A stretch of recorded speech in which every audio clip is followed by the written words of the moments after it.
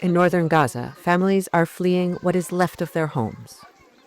The United Nations says that the Israeli military is subjecting an entire population to bombing, siege, and risk of starvation. They told us to leave immediately. We have nothing else to lose. We lost our children. We lost everything. Further south, where conditions are somewhat better, humanitarian aid is not enough to feed the people. They are malnourished, increasingly sick, and soon many could also face starvation.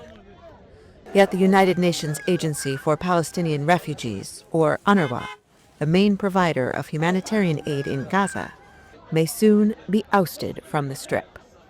A law recently approved by Israel's parliament would bar UNRWA from operating in Israel, which controls all access to Gaza, while another curtails the agency's activities inside the Gaza Strip.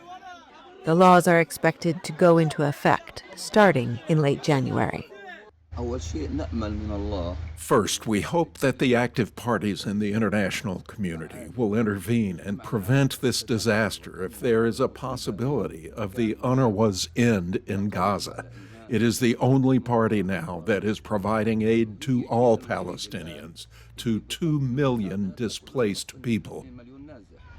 The international community has widely objected to the laws, with UN Secretary General Antonio Guterres saying it would be a catastrophe in what is already an unmitigated disaster. But Israel alleges that more than 10% of the UNRWA staff in Gaza has ties to Hamas, and that 12 employees participated in the October 7, 2023 attacks that the group led, in which 1,200 Israelis were killed and more than 250 people were taken hostage. UNRWA has fired 9 employees in response to these allegations.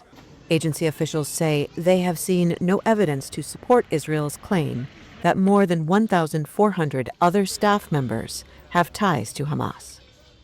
To people in Gaza, the potential loss of UNRWA is unthinkable. A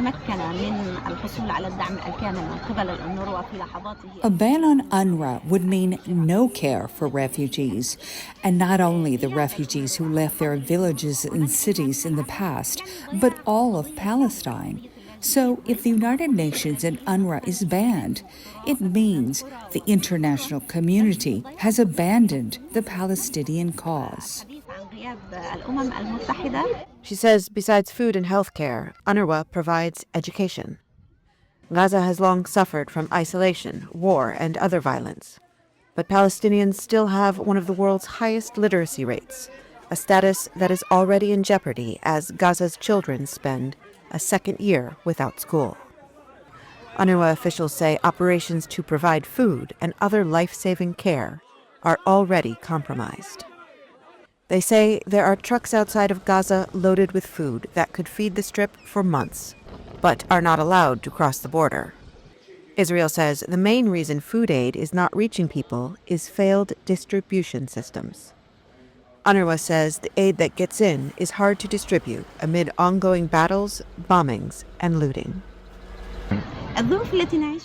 We are living as refugees. We are always worried about finding clean drinking water. We are living in sand and rubble. We live with sand, insects, and other strange creatures. Israel says other organizations and UN agencies can take up the work of UNRWA. But the UN says it would be impossible to replace the complex systems on the ground, including the 13,000 local UNRWA staff in Gaza during wartime. With Nadal Hamdouna, Amjad Tantesh, and Anas Tantesh in Khan Yunis, Gaza, Heather Murdock, VOA News.